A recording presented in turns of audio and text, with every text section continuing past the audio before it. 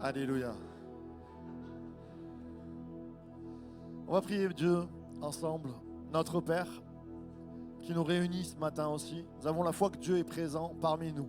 Jésus a dit, là où 2 ou 3 sont assemblés, je suis au milieu d'eux. Ça ne s'arrête pas à 3. On peut être 200, 250 ce matin. Dieu est au milieu de nous. Amen. Et Dieu veut te bénir. Dieu veut prendre un temps aussi pour te bénir. On va fermer les yeux, puis on va demander sa grâce. Notre Père, merci pour ces moments de fête. Merci pour ces moments de joie. Merci pour ces moments de symbolique, de passage de la mort à la vie, de passage de la nuit à la lumière. Merci parce que tu as accompagné Anthony, tu as accompagné Elissa, tu as accompagné Manoa.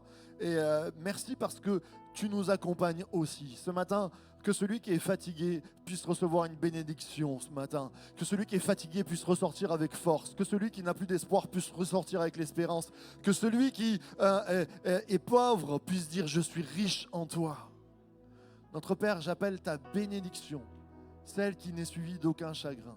Qu'elle repose sur nous, que ta paix et ta joie soient notre partage. Et nous disons un grand Amen, Amen et Amen. Bonjour à chacun et chacune. Oh, c'est une grande joie d'être là ce matin. Oh, je vois que vous êtes chaud. Est-ce que vous êtes chaud ce matin pour célébrer le Seigneur, le Roi des Rois? Oui, c'est une journée spéciale. On célèbre les baptêmes de Noah, Anthony et Elissa. Mais au-delà de ça, ce qui est spécial, c'est que Dieu est présent dans ce lieu. Et pour vous qui êtes là pour là où les premières fois, accrochez-vous parce que vous n'êtes pas à l'abri de rencontrer Dieu ce matin. Est-ce qu'on peut taper des mains ensemble? Je loue sur la montagne, je loue dans la vallée. Je loue quand j'ai la foi, quand je viens à douter. Je loue quand je suis fort ou seul dans le combat. Ma louange est la mer où l'ennemi se noie. Tant que je vivrai à pleine voix, je crierai bénis le Seigneur, ô mon âme. Bénis le Seigneur, ô mon âme. Je loue dans sa présence, je loue dans sa présence. Même quand je ne sens rien, je loue car c'est ta voix qui guide mon chemin. Ma louange est une âme et bien plus que des mots. Ma louange est le cri qui détruit Jéricho. Que je vivrai à pleine voix, je dirai bénis le Seigneur, ô mon âme.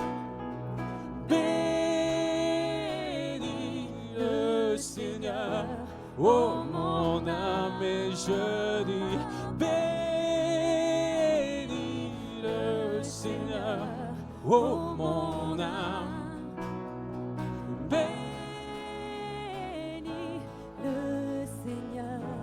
Oh mon âme, je ne peux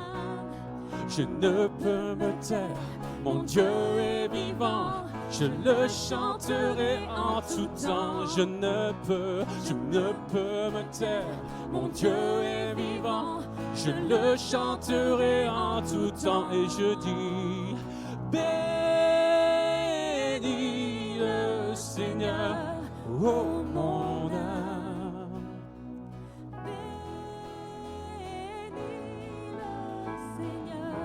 Oh mon âme.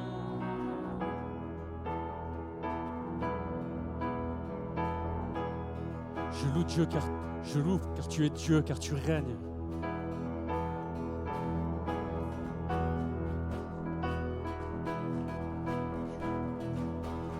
Je loue car tu es Dieu, je loue car tu règnes. Tu as vaincu la mort, tu es sans pareil. Je loue car tu loue le vrai Dieu. Il n'est comme toi sur terre et dans les cieux. Je loue Dieu car tu es Dieu. Je loue car tu règnes. Tu as vaincu la mort, tu es sans pareil. Je loue le Dieu fidèle, je loue le vrai Dieu. Il n'est comme toi sur terre et dans les cieux. Bénis le Seigneur, oh mon âme. Bénis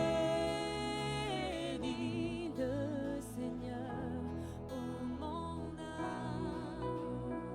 Bénis le Seigneur, oh mon âme, oui, bénis. Bénis le Seigneur, oh mon âme.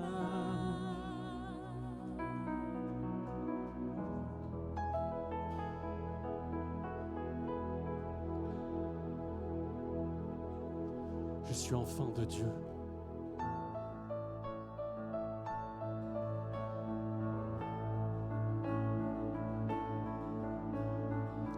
Qui suis-je pour que le roi des cieux m'ouvre ses bras?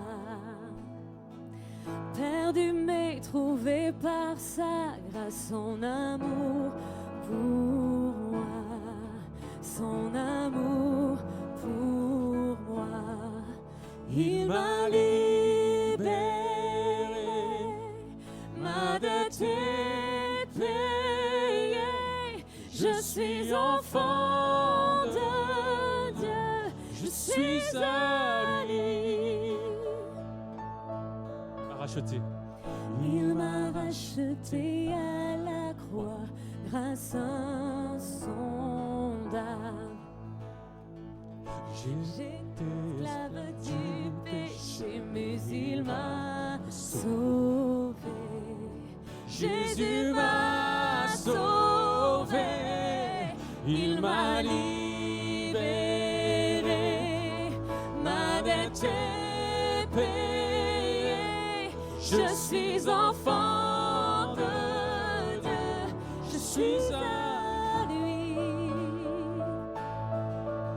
Et dans sa maison, j'ai trouvé ma place. Je suis enfant de Dieu, je suis à lui. Je suis choisi. Je suis choisi et affranchi. En toi, je sais qui je suis. Tu es pour moi, pas contre moi. En toi, je sais qui je suis. Je suis choisi. Je suis choisi et affranchi. En toi, je sais qui je suis. Tu es pour moi, pas contre moi. En toi, je sais qui je suis. Oh, en toi, je sais qui je suis. En toi, je sais qui je suis. Il m'a libéré.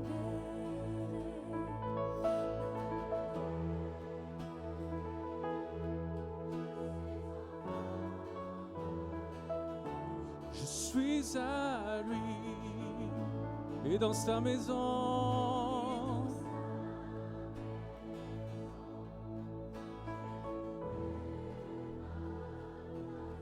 Je suis enfant de Dieu, je suis à lui. Il m'a libéré. Il m'a libéré.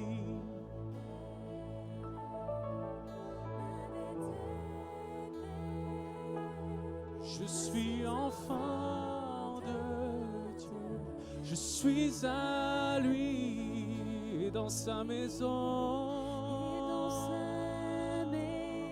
J'ai trouvé ma place. J'ai trouvé ma place. Je suis enfant de Dieu. Je suis à lui. Je suis à lui. Oh Seigneur Jésus, merci pour ces moments, Seigneur Jésus. Merci pour ta présence dans nos vies, Seigneur Jésus. Merci parce que tu es présent dans ce lieu, Seigneur. Et tu désires encore restaurer, libérer. Tu désires encore nous rencontrer ce matin, Seigneur Jésus. C'est une joie, c'est une grâce, c'est un privilège, Seigneur Jésus. Oh, tu nous as choisis, Seigneur. Tu as fait de nous tes enfants, Seigneur Jésus. Je suis choisi et affranchi. En toi, je sais qui je suis. Tu es pour moi, pas contre moi. En toi, je sais qui je suis. Je suis choisi et affranchi. En toi, je sais qui je suis. Tu es pour moi, pas contre moi. En toi, je sais qui je suis. Je suis choisi et affranchi. En toi, je sais qui je suis. Tu es pour moi, pas contre moi. En toi, je sais qui je suis choisi. Je suis choisi et affranchi. En toi, je sais qui je suis. En toi, je sais qui je suis. Pas contre moi. En toi, je sais qui je suis.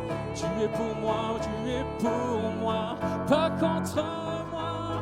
En toi, je sais qui je suis. Tu es pour moi, pas contre moi. En toi, je sais qui je suis. En toi, je sais qui je suis. En toi, je sais qui je suis.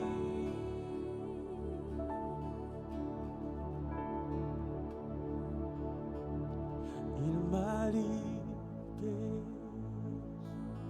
ma dette est payée. Je suis enfant de Dieu. Je suis et dans sa maison, j'ai trouvé ma place. Je suis enfant de Dieu. Je suis en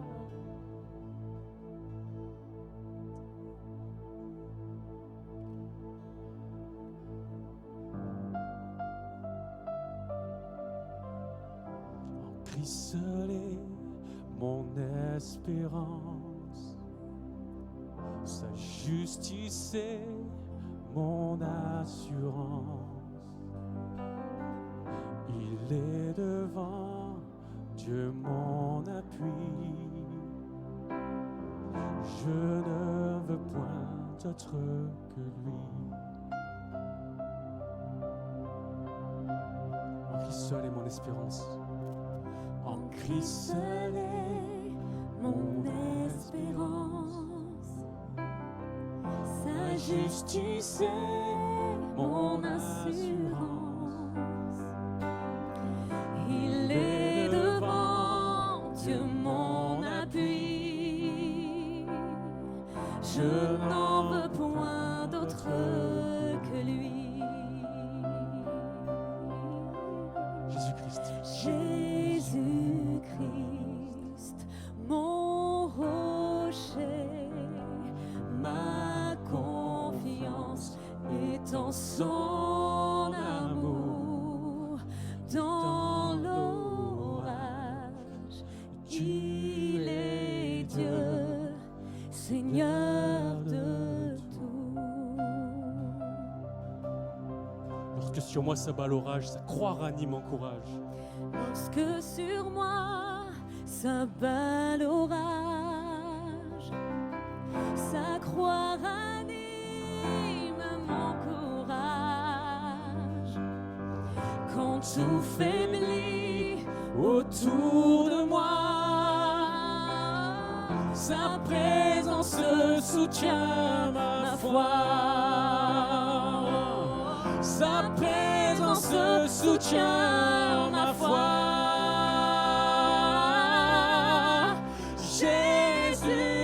Jésus-Christ, mon rocher, ma confiance est en son amour. Dans l'orage, il est Dieu, Seigneur.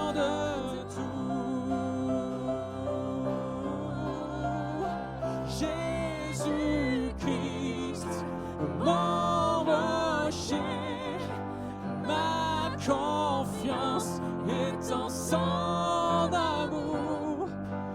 Dans l'orage, il est Dieu, Seigneur de tout.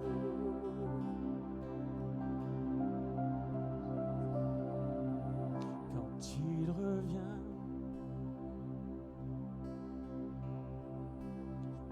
en lui pour toute l'éternité, revêtu de sainte justice et semblable devant son trône. Jésus-Christ, mon rocher, ma confiance est en son amour. Dans l'orage, tu es Dieu, Seigneur de tout. Jésus-Christ, Jésus-Christ, mon rocher, ma confiance est en son amour. Dans l'orage, il est Dieu, Seigneur de tout.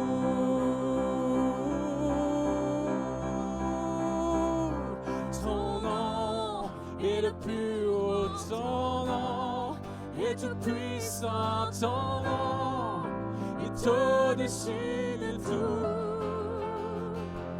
Puissance, autorité, royaume et dignité, ton nom est au-dessus de tout. Ton nom est le plus grand, ton nom est tout puissant, ton nom est au-dessus de tout. Puissance, autorité, royaume et dignité, ton nom est au-dessus de tout. Et les anges acclament, tu es saint, l'univers proclame. Tu es saint, tu es glorifié. Dieu très saint, à jamais tu es saint.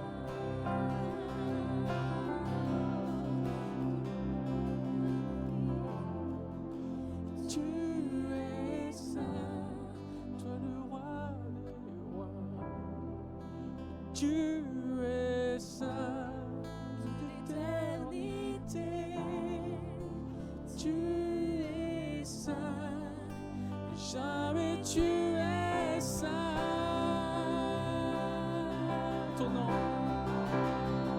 Ton nom est le plus haut, ton nom est tout puissant, ton nom est au-dessus de tout. Puissance, autorité, royaume et dignité, ton nom est au-dessus de tout. Le nom de Jésus est au-dessus, le nom est tout puissant, ton nom est au-dessus de tout. Puissance, autorité, royaume et dignité, ton nom est au-dessus de tout. Oh, ton nom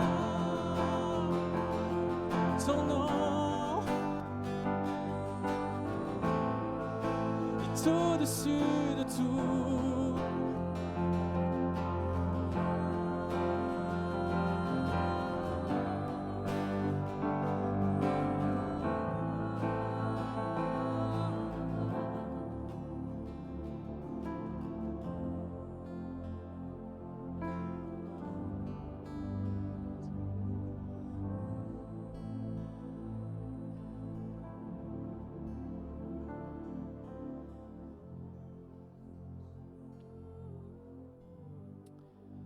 Alors que nous allons prendre le pain et le vin ce matin,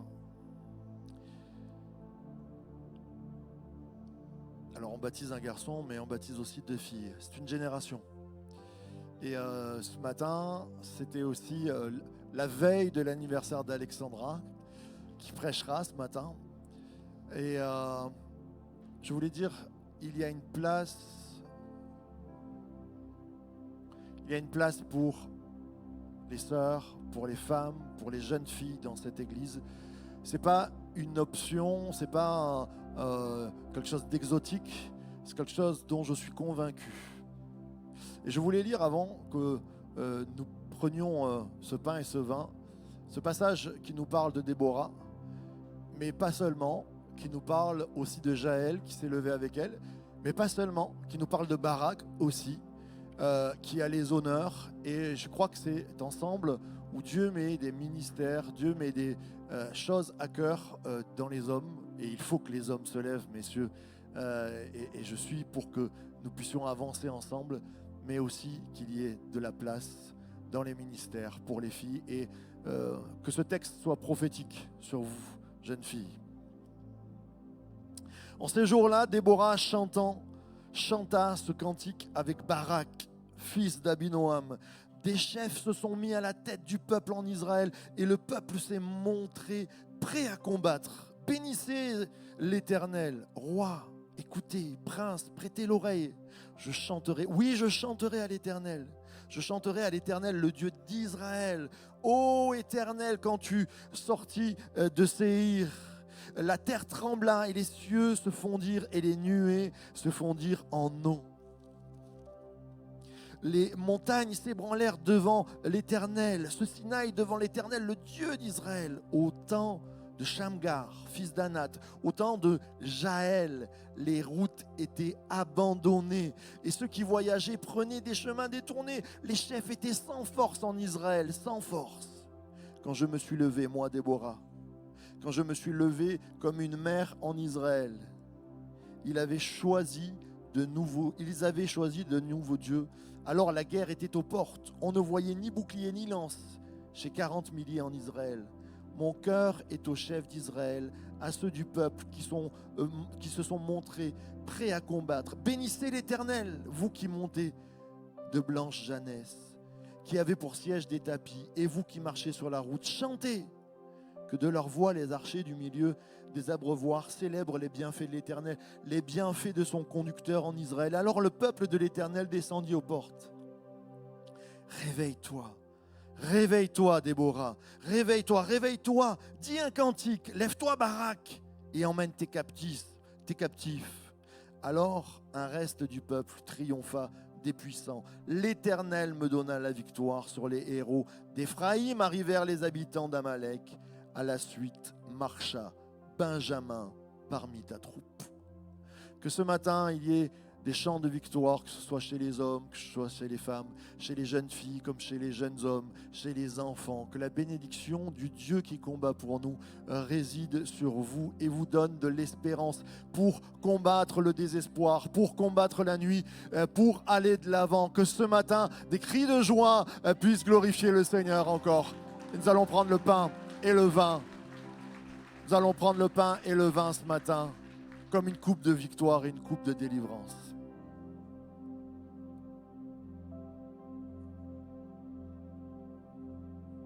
Homme de douleur, fils de Dieu, trahi par les siens,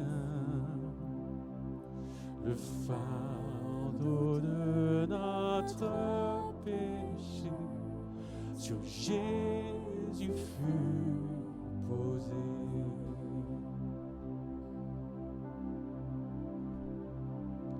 C'est lui qu'on a méprisé, faussement accusé,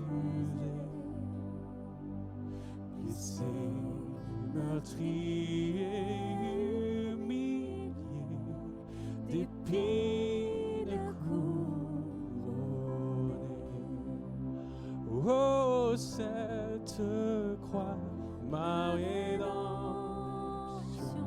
où ton sang coula pour moi, que mon âme âme s'écrie Alléluia,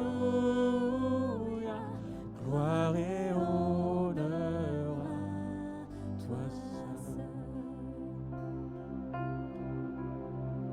Venu du ciel, venu du ciel sur la terre pour nous réconcilier,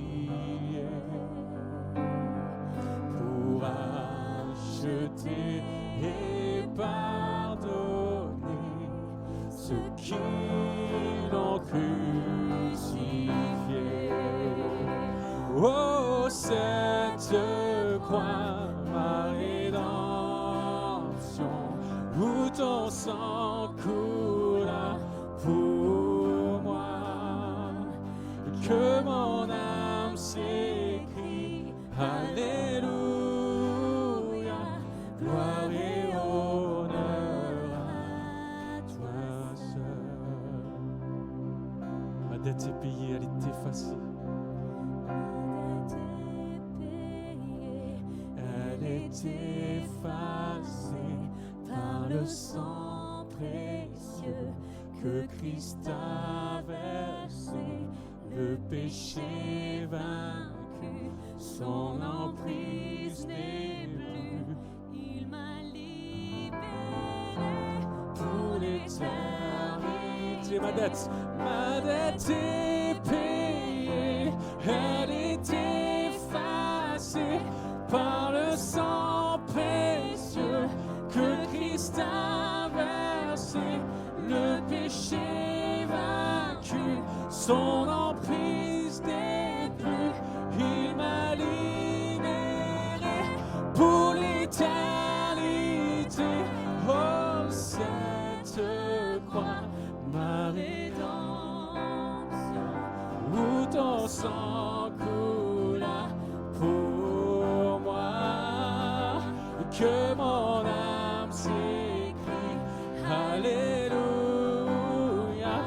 gloire et honneur à toi seul. Oh, cette croix, oh, cette croix, ma rédemption, où ton sang coula pour moi. que mon âme s'écrie Alléluia, gloire et honneur à toi seul. Gloire et honneur à toi seul. Gloire et honneur à toi seul. On va juste reprendre ces paroles qui disent ma dette est payée. Ma dette est payée. Elle est effacée par le sang de Jésus-Christ qui est mort sur la croix et qui est ressuscité. Amen. Alléluia. Ma dette est payée, elle est effacée par le sang précieux que Christ a versé. Le péché vaincu, son emprise n'est plus. Il m'a libéré pour l'éternité. Ma dette est payée, elle est effacée par le sang précieux que Christ a versé. Le péché vaincu, son emprise n'est plus.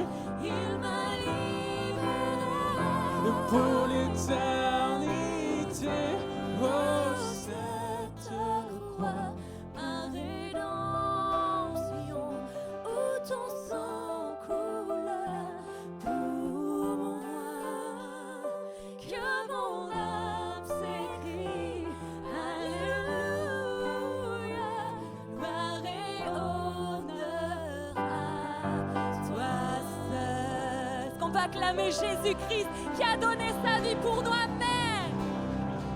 Alléluia. Amen. Merci à l'équipe de louange. Merci pour votre travail, votre investissement, votre engagement. Merci beaucoup. Comme dirait mon amie Stéphanie, je suis dangereusement en forme ce matin. Vous savez pourquoi? Oui, merci. Vous savez pourquoi? Parce qu'on a eu un week-end extraordinaire. On a eu un week-end extraordinaire. Vendredi soir, avec la jeunesse, on est allé écouter voir le témoignage en vidéo, en film de Nimshi, si je prononce bien. C'est Samuel. On a vu son témoignage et ça nous a percutés. Et je me suis dit, waouh, c'est extraordinaire ce que Dieu fait dans les vies. Il y a un avant et un après. Quand Dieu transforme et rencontre quelqu'un, on ne peut pas rester indifférent quand on rencontre Jésus. C'est impossible de rester pareil. Samedi, une partie est allée sur Aix, les femmes sont parties sur Aix. Et nous, Zoé, une poignée de bénévoles, on est allés collecter des denrées alimentaires. Et ces denrées-là, on a été bénis. Je n'ai jamais vu une collecte comme ça. Jamais. Ça bénit notre épicerie solidaire. On va pouvoir encore donner. Vous savez combien on a récolté? 2 camions remplis. C'est l'équivalent à 2 tonnes et demie. Plus de 6 000 € de dons. C'est extraordinaire ce que Dieu fait. C'est extraordinaire. Et en plus de ça, on finit en fête. Il y a des baptêmes. Le ciel et la terre sont en fête ce matin. Le ciel et la terre sont en fête ce matin. Et je suis honorée de vous apporter la parole. Waouh! Le titre de mon message, c'est Afeimi. On est dans cette... je sais, je vais aller vite, je vais essayer. Moi, je suis quelqu'un qui prend mon temps, en règle générale. Mais là, on m'a dit, tu as 35 minutes. J'essaye de grappiller des minutes, mais je ne crois pas que ça marche. On va quand même essayer, je vais essayer de vous libérer avant 13h30. Je vous promets. Non, je plaisante, c'est pas vrai. On est sur notre série Abba. Abba qui veut dire papa. Et ceux qui connaissent un petit peu où on en est par rapport à cette série, la semaine dernière, on était dans le Notre Père. On a décortiqué le Notre Père. Et la semaine dernière, Marc a parlé, donne-nous notre pain d'en haut, donne-le-nous aujourd'hui. Appelle Jésus, et c'est au centre du verset. Juste après, il y a remets-nous nos dettes. Et j'aime bien aussi cette Afeimi, si je le prononce bien, je ne suis pas grecque, mais en gros ça veut dire ça. C'est aussi renonce à ma dette. Renonce à ma dette. Ça équivaut à pardonne-nous nos offenses. Vous connaissez le Notre Père? On va le lire. Vous vous levez avec moi? On lit la version Marc Ambrogio. Vous êtes prêts? Notre Père dans les cieux, vous pouvez parler avec moi. Que ton nom soit sanctifié, que ton royaume vienne.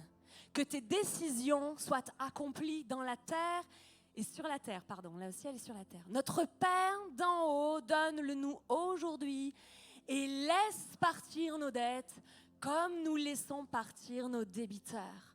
Fais-nous éviter la tentation, mais libère-nous du méchant. À toi le règne et la puissance et la gloire pour l'éternité. Amen, amen et amen. Amen.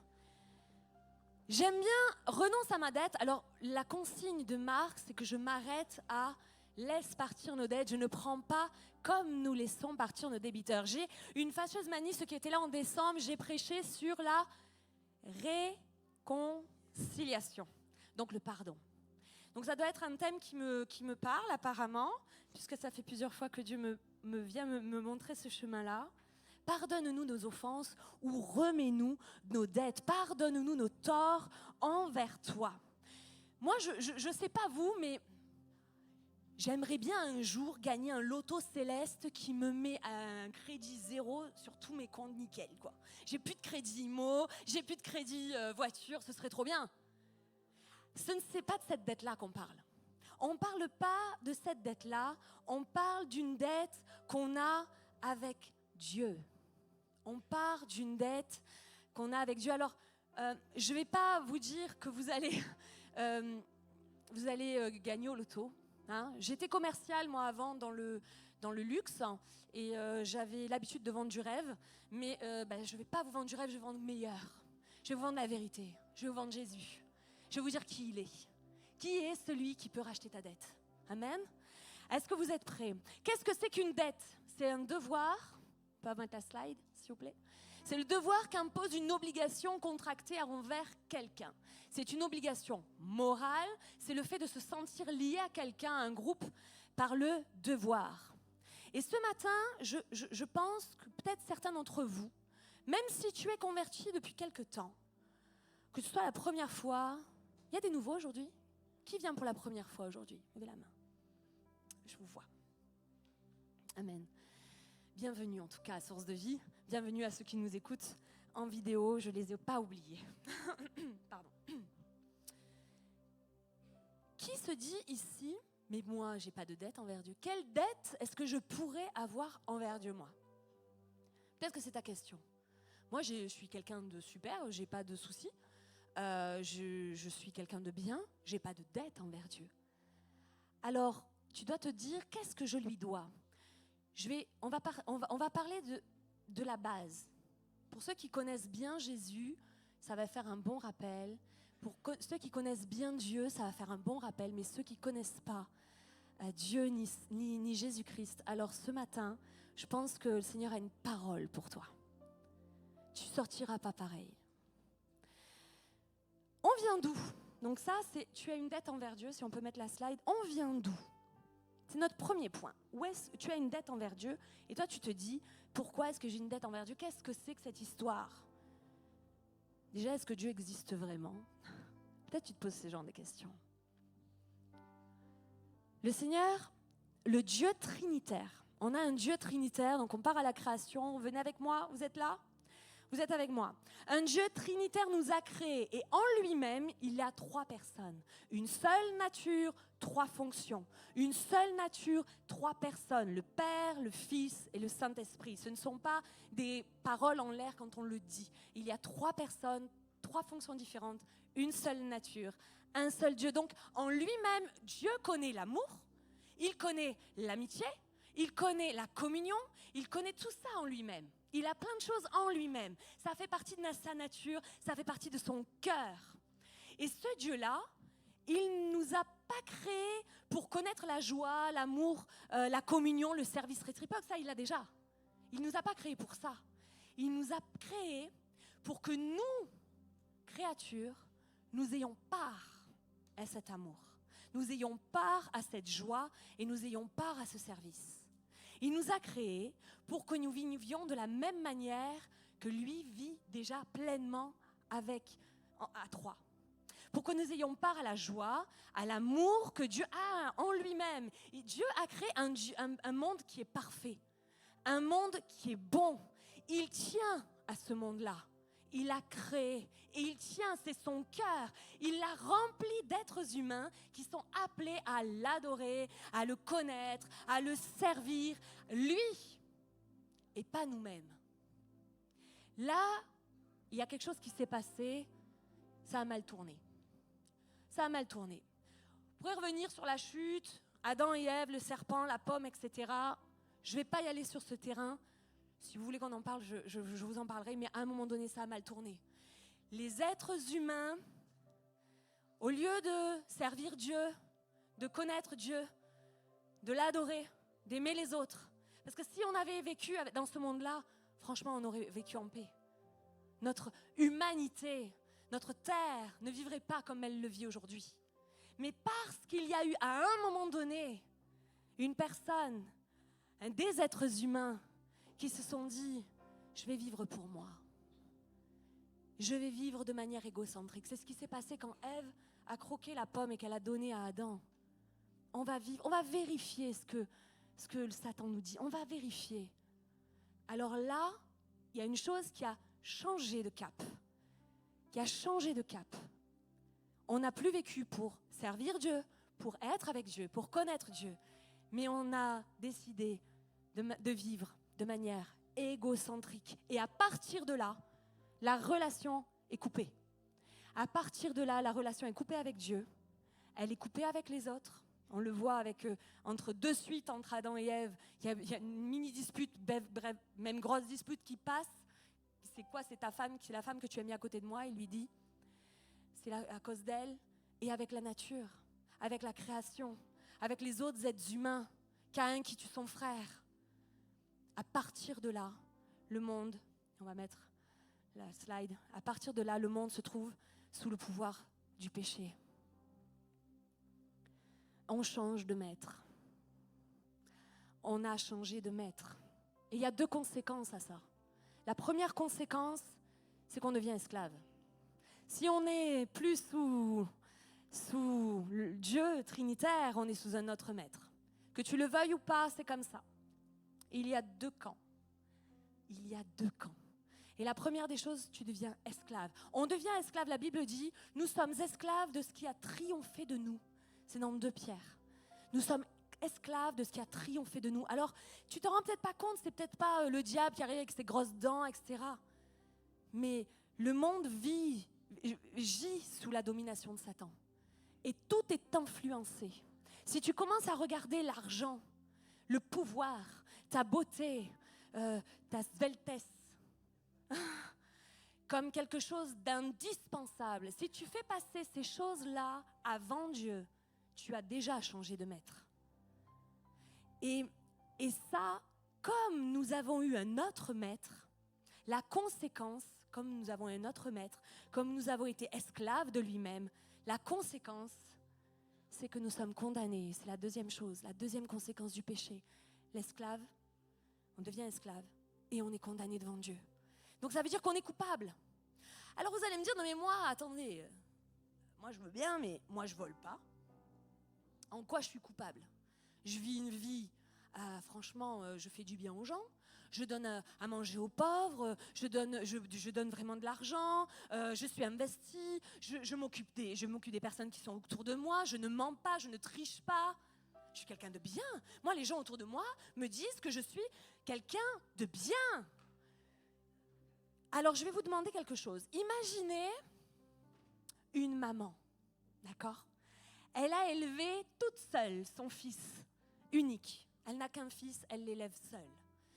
Et elle lui donne tout. Elle lui donne une super éducation. Elle lui a appris à une super personne. Elle lui a appris à pas mentir, à faire du bien à son prochain. Elle lui a appris à travailler dur. Elle a donné aux pauvres. Elle lui a appris tout ça. Elle gagne pas beaucoup d'argent. Mais tout ce qu'elle a, elle le met dans l'éducation de son fils. Elle l'inscrit à l'université. Et là, elle lui paye son logement, mois après mois. Elle met de côté, elle se saigne, elle se serre la ceinture, elle lui fait les courses, elle s'occupe de son fils. Elle lui donne tout ce dont il a besoin. Et imaginez maintenant que ce garçon-là, qui est super bien éduqué, super bien élevé, il devient médecin. Waouh! Et quand il devient médecin, il parle presque plus à sa mère. Que de temps en temps, il lui envoie une carte à Noël, qui ne répond pas du tout à ses appels, qui ne lui répond même pas à ses messages. Mais par contre, il continue à vivre comme sa mère lui a dit. Honnêtement, en travaillant dur et en étant généreux. Il a des super bonnes valeurs, mais qu'on soit clair, entre vous et moi, est-ce qu'il n'est pas ingrat ? Est-ce qu'il n'est pas indigne ? Est-ce qu'on ne le considère pas quand même comme quelqu'un qui devrait donner quelque chose à sa mère ? Mais c'est pareil avec Dieu. De la même manière, si Dieu nous a créés et qu'on lui doit tout, on lui doit la vie et qu'on ne vit pas pour lui, ça ne suffira pas de bien nous comporter. Nous avons une dette envers lui que nous devons payer. Qui est d'accord avec moi ? Eh oui, nous avons une dette envers notre Dieu. Alors c'est quoi le péché ? Parce que je parle de péché, on parle du péché, alors on se fait plein d'images.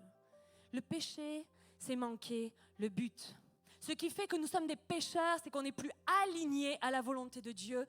C'est parce que la relation a été rompue. Et ce qui a rompu la relation entre toi et Dieu à un moment donné de ta vie, c'est peut-être ton égocentrisme. Ou quand Dieu n'est pas ta priorité. Je parle aux chrétiens aussi. Quand tu fais passer Dieu après tes propres envies, tes propres besoins. Quand tu es indifférent à tous ces appels, pour moi l'indifférence c'est le pire. Parce que quand je regarde à la croix, je dis waouh, tu as tellement donné pour moi. Et que je passe à côté et que ça ne me fait rien. Je suis hermétique. Waouh.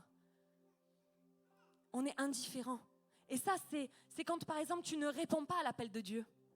Dieu t'a appelé à quelque chose Il y a des années, tu sais très bien de quoi il t'a appelé, mais la vie fait que, alors tu te trouves des excuses, etc. Tu trouves qu'il y a d'autres choses peut-être prioritaires, mais Dieu t'a appelé à faire quelque chose de précis. Et toi, tu ignores son appel. C'est de l'indifférence. Ta colère, peut-être que tu te dis, tu en veux à Dieu pour toutes les choses qui vont mal, tu en veux pour la guerre, tu en veux pour la famine, tu en veux à Dieu pour des tas de choses. Tu es en colère contre Dieu. Ton orgueil, parce que toi, tu sais mieux que lui ce qu'il faut faire. Tu sais mieux que lui. Alors du coup, c'est un peu embêtant. Et comme tu sais mieux que lui, eh ben, tu vas décider de prendre un autre chemin que celui qu'il a prescrit pour toi. Parce que toi, tu sais mieux ce qu'il faut pour ta vie.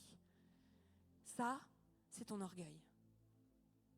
Quand tu refuses de servir Dieu, volontairement, quand tu t'es laissé entraîner par des pensées qui t'ont éloigné du plan de Dieu, qui ne viennent pas de Dieu, ou alors pire, quand tu te dis que c'est Dieu qui doit te rendre tes comptes, et que tu te dis, moi quand je serai au ciel, je vais avoir une discussion avec lui. Je suis sûre qu'il y a des gens qui pensent ça. Le Seigneur t'aime. Le Seigneur t'aime. Il t'a donné rendez-vous aujourd'hui. Ne sois pas indifférent. Réponds à son appel. Reste concentré jusqu'à la fin de ce message, parce qu'il y a une solution. Et elle est en Jésus. La solution est en Jésus. Si tu crois que tu vas pouvoir sortir ton chéquier là ce matin, en disant je vais payer ma dette. Avant ça se passait, vous savez, au temps du Moyen-Âge, ça se faisait beaucoup. On achetait notre place au paradis. Et on faisait des dons à l'église catholique et on donnait beaucoup d'argent et on avait une assurance d'avoir une place réservée. Ça ne marchera pas comme ça. Tu pourras sortir tous tes biens. On est nu, on repart nu. Tu repartiras toujours avec rien. Tu es venu avec rien, tu repartiras avec rien. Alors ça ne servira à rien du tout d'avoir un chéquier avec plein de zéros ce matin, parce que la dette a déjà été payée. La dette a déjà été payée. Ce n'est pas ton argent, ce n'est pas ton temps, ce n'est pas ton énergie qui seront suffisants malgré toute ta bonne volonté. Ce matin, je t'amène Jésus. Je te présente Jésus. Je te présente la deuxième personne de la Trinité qui vient et qui descend te parler à toi personnellement. Il s'est incarné. Jésus, Dieu, deuxième personne de la Trinité, s'incarne, devient un homme. Il est là pour te sauver. Il a décidé de s'inscrire dans l'histoire parce que personne ne réussissait à être sauvé. Seul Dieu pouvait réussir cette mission. Il s'est incarné en homme. Il s'est substitué. Ça veut dire qu'il a pris ta place. À cause de ta culpabilité et de ta condamnation, le Dieu juste, écoute bien ce que je vais te dire, ne pouvait pas juste dire « j'ignore le péché, je passe dessus ». Parce qu'être désolé ne suffit pas. Imagine un jour, tu as un truand qui est acquitté. Bon alors, ça se passe des fois, mais en tout cas, c'est pas de la justice, je trouve.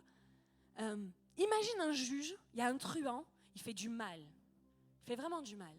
Et puis le juge, il décide d'acquitter ce truand parce qu'il pleure, il les regrette, il est désolé. Est-ce que vous trouverez ça juste ? Si le juge ne fait rien, on est d'accord qu'il n'y a pas de justice. On ne peut pas pardonner à quelqu'un sans qu'il y ait quelque chose à payer. À un moment donné, on doit payer notre dette à la société. Si le gars a fait du mal à ta famille, tu veux qu'il paye la dette à la société. C'est normal. Et à toi aussi. Parce qu'il t'a fait du mal, tu veux à un moment donné que la dette soit payée. Alors vous avez deux choix. Si quelqu'un nous fait du mal et vole notre bonheur, nous pouvons soit le faire payer, d'accord ? Soit lui pardonner. Mais en pardonnant, c'est comme si on payait nous-mêmes le prix, puisqu'on va rester avec une espèce d'injustice dans notre cœur. Et on ne va pas avoir de remboursement, d'accord ? On est d'accord avec moi, vous êtes d'accord qu'il faut qu'il y ait un prix à payer ? Oui, non ? Oui, très bien, on est tous d'accord. Un jour, il m'est arrivé quelque chose, j'avais une super jolie bague. Moi, j'aime bien les Cévennes, il y a plein d'artisans là-bas, et j'aime énormément les pierres turquoises. Et je m'étais acheté une super jolie bague en argent. avec une belle turquoise bleue, elle était énorme. Et j'aimais trop cette bague. Et un jour, cette bague, je la mets dans ma maison, à un endroit précis. Et pendant quelques minutes, voilà, pour moi, elle était chez moi, il n'y a pas de souci, mais j'avais du monde à la maison. Et la maison se vide pour X raisons, et puis il reste une personne dans la maison. Et moi, je savais qu'elle était là, je venais de voir qu'elle était là, et je reviens 5 minutes après, elle n'est plus là. On m'a volé ma bague. Pour ceux qui me connaissent, il vaut mieux me connaître quand je suis remplie du Saint-Esprit. Honnêtement, là, j'ai été très en colère. Donc, je vais voir cette personne, je lui dis, écoute, je crois que tu as pris quelque chose qui m'appartient, qui ne t'appartient pas, c'est à moi. Elle a nié complètement. Donc, en plus de me voler, elle insultait mon intelligence, j'étais très, très mal. Je savais que c'était elle. Et j'étais très en colère, parce que vraiment, je vous assure que j'étais très en colère. Mais là, j'avais 2 choix. Soit, je vais plus loin. Et c'est ce que j'aurais fait, Alexandra, il y a peut-être 15 ans, je l'aurais fait, hein, c'est sûr. Soit je me dispute, vraiment fortement, et je me dispute avec elle et avec beaucoup de personnes qui l'entourent. Soit je me dis, ok, je vais pardonner, je vais la relâcher, je ne vais pas aller plus loin. Ça m'a coûté, hein. J'ai laissé couler parce que j'ai voulu privilégier la relation. J'ai voulu privilégier la relation. Je me suis dit, elle a besoin de Dieu, elle a besoin du Seigneur. Je vais laisser couler et je me suis racheté une autre bague. Donc, qui a payé le prix? C'est Bibi. C'est moi. Tout ça pour vous dire, en fait, c'est la même chose. Jésus a fait ça. Jésus, il a dit, ok, j'ai vécu une vie sans péché. D'accord? Je mérite la gloire. Je mérite les honneurs. C'est Dieu incarné qui se substitue à un moment donné et qui dit « Waouh, je vais vivre une vie humaine, je me substitue à la vie humaine et je réussis là où les autres ne ratent tout. Je vis sans péché. » C'est ce qu'a fait Jésus. Il est mort sur une croix à notre place et il a pris sur lui la malédiction du péché. Parce que le péché, c'est une malédiction. C'est ce qui te coupe de la relation avec Dieu. Et parce que nous avions une dette envers Dieu, il a décidé de prendre notre place par amour pour restaurer et privilégier notre relation. Il a créé un chemin vers Dieu par la croix. Amen. Pourquoi est-ce qu'il fallait une croix? Je vous raconte tout aujourd'hui. Parce que je suis sûre qu'il y a des petites zones d'ombre, on oublie des fois. Je voudrais que chacun d'entre nous se recentre. Qu'est-ce que c'est que la croix? Pourquoi est-ce qu'il fallait la croix? La Bible dit, sans effusion de sang, pas de pardon. C'est Hébreu qui le dit. Dans le sang, il y a la vie. La Bible nous donne énormément d'informations. Dans l'Ancien Testament, vous pouvez fouiller. Vous allez dans le Lévitique, alors là, vous avez toutes les précisions. Il fallait un animal. Il fallait du sang pour qu'il y ait un pardon. Et ça passait par le sacrifice. Les Israélites, à Pâques, par exemple. À Pâques, par exemple, ils prenaient un petit agneau, comme celui-là. Il est mignon. Ce petit agneau devait vivre 1 an dans la famille. On s'attache à un petit agneau comme ça. Vous êtes d'accord avec moi? Il est tellement mignon. Il devait vivre avec eux dans la famille. C'était un petit peu l'animal de compagnie. Et à la fin, à Pâques, à ces 1 an, on a l'amené jusqu'au temple. Et on savait qu'on avait péché. On avait menti. On avait fait des choses, on avait pris peut-être d'autres dieux. On s'était détourné. Et la personne devait poser sa main sur le petit agneau. Laisse le petit agneau, s'il te plaît. Qu'on imagine bien. Ouais. On devait poser la main sur ce petit agneau-là. Et pendant que je posais ma main, je regarde l'agneau. D'accord ? Et il est égorgé. Celui que j'ai élevé pendant 1 an avec moi, à cause de mon péché, devait être sacrifié. Pourquoi la croix? Jésus, c'est cet agneau. C'est cet agneau-là qui a été sacrifié. On a posé notre main dessus, il a été sacrifié pour nous. Et pourquoi il n'y a plus besoin aujourd'hui de sacrifice? Parce qu'il est ressuscité. Il a vaincu la mort. J'ai pas entendu le amen. Il a vaincu la mort. Amen. C'est parce que Jésus est ressuscité qu'il n'y a plus besoin de sacrifice. On n'a plus besoin à chaque fois de sacrifier quelqu'un. Il n'a plus besoin de redescendre tous les ans. Ça s'est passé une fois. La mort est vaincue et c'est terminé. Et maintenant, il a payé ta dette. Il a payé ma dette. On a des dettes envers Dieu. Et alors qu'on demande pardon à Dieu, alors qu'on demande pardon à Dieu en posant notre main sur la croix de Jésus, Seigneur se substitue à nous et il nous ressuscite en Christ. Dieu s'est incarné, il s'est substitué, il est mort sur une croix et il est ressuscité. Ça, c'est l'évangile et je ne prêcherai rien d'autre ce matin. Amen. Je prêcherai l'évangile en entier parce que tu as besoin de Jésus, j'ai besoin de Jésus. Les petites ont passé par là. Anthony est passé par là. On a rencontré notre Sauveur. Alors concrètement, ça se passe comment? Ça se passe comment concrètement? Tu n'as rien à faire. Jésus a tout accompli. Ta dette est payée. Le plus gros a été fait. La seule chose que tu dois reconnaître ce matin, c'est ta condition, c'est ton péché. C'est ton éloignement, c'est ta relation qui est rompue, c'est ton besoin de Jésus. Tu dois t'approcher de Christ ce matin, tu dois demander pardon, changer d'avis, te repentir, changer de chemin et marcher dans la nouvelle vie que Dieu te trace ce matin. Est-ce que tu veux de cette vie-là? Alléluia! C'est par la grâce ce matin, la bonne nouvelle est à ta portée. Elle est à ta portée. La bonne nouvelle de Jésus est pour toi. Et ça se passe par la foi. Ça se passe par la foi. Jésus est mort pour nos péchés, il est ressuscité. Si ce matin, la croix ne te fait rien et que tu te dis, ok, j'ai du mal à comprendre, je voudrais juste 2 secondes, ferme tes yeux. Si tu es hermétique, sec, insensible à ce que la croix est, je vais prier que le Saint-Esprit, je prie maintenant que le Saint-Esprit, dans les minutes, les jours, les semaines qui suivent, tu révèles la croix, tu révèles ta mort et ta résurrection, et tu révèles combien la puissance de la croix peut être puissance de résurrection dans les vies. Amen.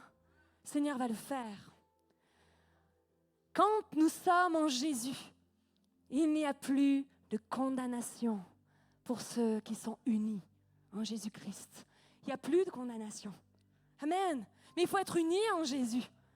Ceux qui sont unis en Christ, c'est ceux qui sont passés par la repentance, qui reconnaissent leurs besoins, comme je l'ai dit tout à l'heure, et que tu as besoin de Jésus comme ton sauveur personnel. Et c'est comme si tu enlèves ta confiance. Je le disais cette semaine à une personne, tu enlèves toute la confiance que tu as en toi-même. Et tu fais cette prière. Père, accepte-moi, non pas en raison de ce que j'ai fait ou de ce que je ferai, mais en raison de ce que Jésus a fait à ma place. Père, on le répète encore une fois, accepte-moi, non pas en raison de ce que j'ai fait ou de ce que je ferai, mais en raison de ce que Jésus a fait à ma place. Amen. Amen. Il y avait une femme qui avait compris ça. Je vais très rapidement le lire. Il me reste quelques minutes. Un pharisien, c'est dans Luc, chapitre 7, verset 36. Très vite, je le lis. On ne se lève pas. Un pharisien pria Jésus de manger avec lui. Jésus entra dans la maison du pharisien et se mit à table. Et voici, une femme pécheresse qui se trouvait dans la ville, ayant su qu'il était à table dans la maison du pharisien, apporta un vase d'albâtre plein de parfums. Il se tient derrière, aux pieds de Jésus, elle pleurait, et bientôt, elle lui mouilla les pieds de ses larmes, lui essuya avec ses cheveux, les baisa et les oignit de parfum. Le pharisien qui l'avait invité, voyant cela, dit en lui-même, si cet homme était prophète, il connaîtrait qui et de quelle espèce est la femme qui le touche. Il connaîtrait que c'est une pécheresse. Jésus prit la parole et lui dit, Simon, j'ai quelque chose à te dire. Maître, parle, répondit-il. Un créancier avait 2 débiteurs. L'un devait 500 deniers et l'autre 50. Comme il n'avait pas de quoi payer, il leur remit à tous les 2 leurs dettes. Lequel l'aimera le plus? Simon répondit, celui, je pense, auquel il a le plus remis. Jésus lui a dit, tu as bien jugé. Puis se tournant vers la femme, il dit à Simon, vois-tu cette femme? Je suis entrée dans ta maison, tu ne m'as point donné d'eau pour me laver les pieds, mais elle les a mouillés de ses larmes. Elle les a essuyés avec ses cheveux. Tu ne m'as point donné de baiser, mais elle, depuis que je suis entrée, n'a cessé de me baiser les pieds. Tu n'as point versé d'huile sur ma tête, et elle a versé du parfum sur mes pieds. C'est pourquoi je te le dis. Ses nombreux péchés ont été pardonnés, car elle a beaucoup aimé, mais à celui à qui on pardonne peu, aime peu. Et il dit à la femme, tes péchés sont pardonnés. Ceux qui étaient à table avec lui se mirent à dire en eux-mêmes, qui est celui-ci qui pardonne même les péchés? Et Jésus dit à la femme, ta foi t'a sauvée, va en paix. Cette femme est extraordinaire et c'est un super modèle de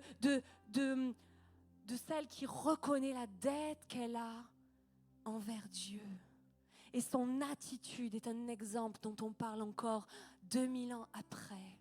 C'est un exemple, c'est une femme qui est anonyme, on ne sait pas d'où elle sort. On dit qu'elle est pécheresse.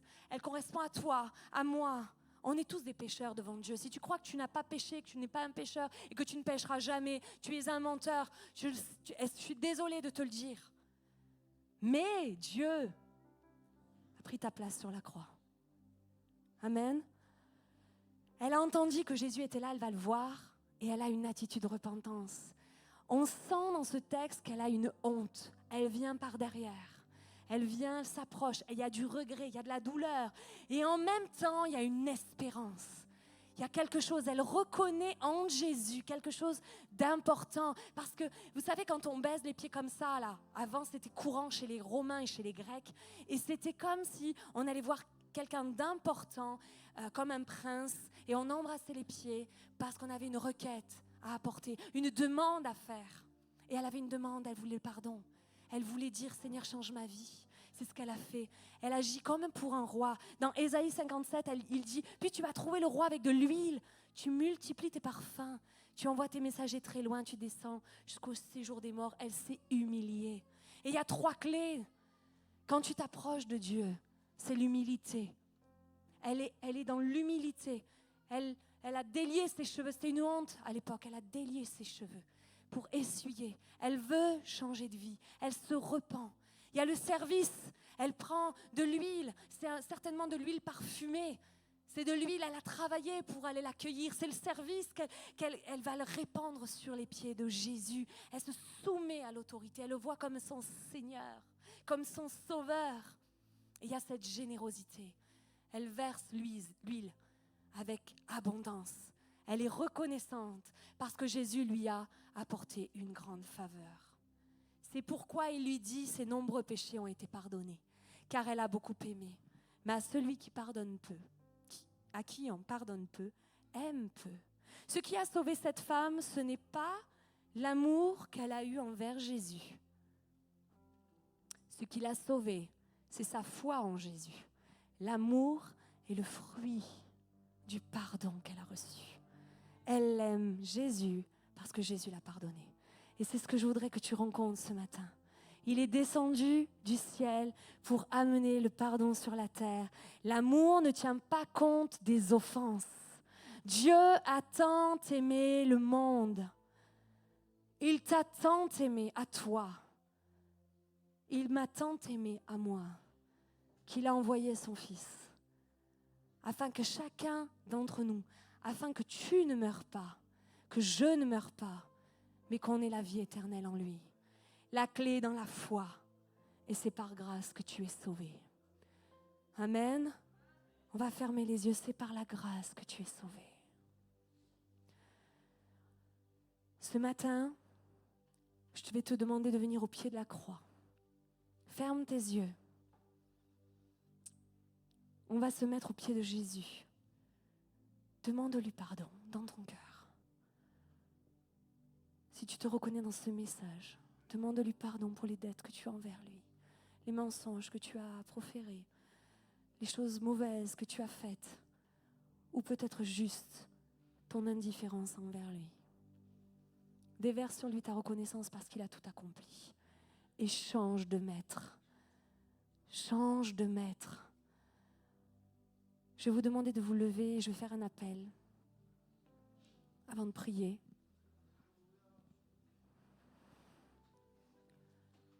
Amen. Alléluia. Ce matin, tu as besoin d'accepter Jésus comme ton sauveur et Seigneur. C'est peut-être la dernière fois que Dieu te parle. Tu ne sais pas de quoi demain sera fait. Tu ne sais pas si demain tu pourras encore entendre ce message. Ne passe pas à côté de l'appel de Dieu. Si tu as accepté Jésus, tu peux lever ta main. Je ne regarde pas. Tu peux lever ta main. Peut-être que tu connais Jésus, que tu viens à l'église et que tu hésites à te faire baptiser. Le Seigneur te dit maintenant, il est temps que tu t'engages. Il est temps que tu t'engages, c'est un acte d'obéissance. Le baptême, c'est le début de la vie chrétienne, ce n'est pas la finalité. Tu peux te faire baptiser. Il y a un baptistère aujourd'hui. Si tu as été touché par ce message et qu'il est temps pour toi, avance-toi aussi ce matin. Il est temps. Réengage-toi avec lui. Peut-être que tu connais Jésus, mais que tu as besoin vraiment, vraiment de te réengager et de renouveler tes vœux. Tu as laissé passer ton appel, tu as laissé tomber ton ministère. Réengage-toi ce matin. Et on va se placer devant. On va se placer devant nous, l'équipe. On va se placer devant. Je vais faire un appel physique. On ne peut pas passer à côté de ce message sans venir s'engager physiquement avec Jésus. Alors tu as entendu maintenant. Tu as décidé de t'engager avec Dieu. Tu veux le suivre. Approche-toi. On va prier ensemble. Amen. Alléluia. Jésus, tu es tout pour moi. Alléluia. C'est un moment de grâce. C'est un moment de décision où Dieu nous dit « Je t'aime, viens chercher la bénédiction ». Je crois qu'on a les yeux fermés, on est en famille, mais il y a des moments de décision. Comme ce matin, il va y avoir des baptêmes, il y a des moments où on relance sa vie. Il y a des moments où on dit « Allez, je veux un nouveau départ ». Viens sur le devant, on va prier ensemble. C'est pas un show, on n'est pas là pour se regarder, on est là pour changer de vie. Je crois que Dieu transforme les vies, je crois que Dieu donne des nouvelles chances. Je crois qu'il est le Dieu de l'espérance, celui qui nous fait voir au-delà de nos circonstances. Alors maintenant, saisis, c'est ta minute, c'est ta seconde, c'est ton moment, c'est ta journée gravée dans le ciel. Change de vie maintenant, approchez-vous, on prie ensemble, on est en famille ce matin. Jésus, tu es tout pour moi. Oh, oh, oh. Jésus, tu es tout pour moi. Oh, oh, oh, oh. Jésus, tu es tout pour moi. Oh, oh, oh, oh. Jésus, tu es tout pour moi. Oh, oh, oh.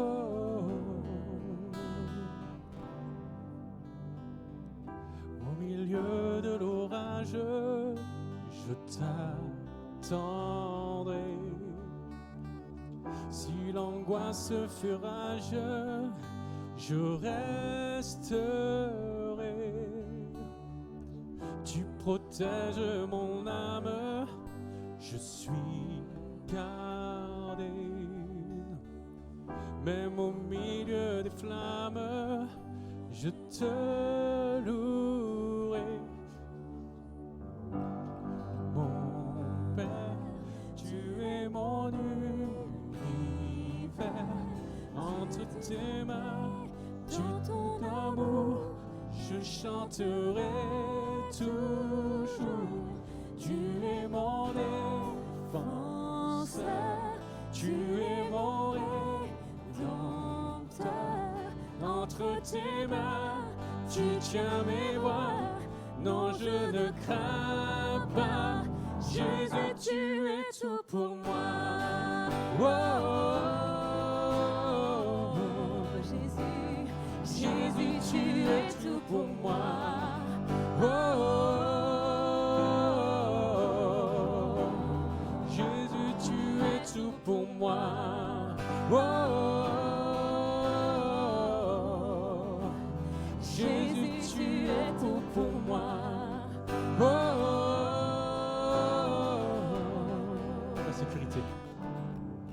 Ma sécurité au cœur de la vague, je peux avancer par la foi. Jésus, tu es ma sécurité au cœur de la vague, je peux avancer par la foi. Jésus, tu es ma sécurité au cœur de la vallée. Je peux avancer par la foi. Jésus, tu es ma sécurité au cœur de la vallée. Je peux avancer par la foi. Jésus, tu es tout pour moi. Oh, oh, oh, oh. Jésus, tu es tout pour moi. Oh, oh, oh. Jésus, tu es tout pour moi. Oh, oh, oh. Jésus, tu es tout pour moi. Oh, Jésus, tu es tout pour moi. Oh, Jésus, tu es tout pour moi. Oh, Jésus, tu es tout pour moi. Oh, Jésus, tu es tout pour moi. Oh, ma sécurité, ma sécurité au cœur de la vallée. Je peux avancer par la foi. Jésus, tu es ma sécurité au cœur de la vallée. Je peux avancer par la foi. Jésus, tu es tout pour moi. Oh, oh, oh. Jésus, tu es tout pour moi. Oh, oh, oh. Jésus, tu es tout pour moi. Une acclamation à Jésus ce matin.